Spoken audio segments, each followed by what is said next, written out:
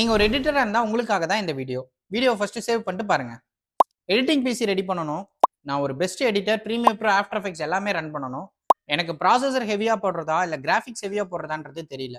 இல்ல எதை எப்படி செலக்ட் பண்றதுனே தெரியல அப்படின்னா ப்ராசஸரை ஹெவியாவும் செலக்ட் பண்ணனும், கிராபிக்ஸையும் ஹெவியா செலக்ட் பண்ணனும். அப்பதான் உங்களோட editing smooth and work flow வந்து பயங்கரமா இருக்கும். ப்ராசஸர் ஹெவினா எந்த மாதிரி? Ryzen சூஸ் பண்றீங்கன்னா Ryzen 7, Ryzen 9 அந்த மாதிரி செலக்ட் பண்ணுங்க. கிராபிக்ஸ் செலக்ட் பண்றீங்க அப்படின்னா ஒரு RTX 3050க்கு மேல கிராபிக்ஸ் செலக்ட் பண்ணுங்க. அப்படி செலக்ட் பண்ணாலும் 4GB பத்தாது. 8GB அல்லது 12GB செலக்ட் பண்ணீங்க அப்படின்னா உங்களோட ஒர்க் ஃப்ளோ ஸ்மூத்தா இருக்கும். ஸோ இது எல்லாமே என்னால் பட்ஜெட்குள்ள பண்ண முடியுமானா கண்டிப்பா கிடையாது. நீங்க ஒரு பெஸ்ட் எடிட்டரா இருந்தீங்கன்னா இதுல இன்வெஸ்ட் பண்றது உங்களுக்கு யூஸ்ஃபுல்லா தான் இருக்கும். ஸோ இது எல்லாமே பட்ஜெட்குள்ள நான் பண்ணணும் அப்படின்னு நினைச்சீங்கன்னா தயவு செஞ்சு பண்ணாதீங்க. நீங்க பெஸ்ட் எடிட்டரா இருக்கீங்க, அதுதான் உங்களோட கெரியர் அப்படின்னா தயவு செஞ்சு இதுல இன்வெஸ்ட் பண்றதுல வந்து காம்ப்ரமைஸே பண்ணிக்காதீங்க.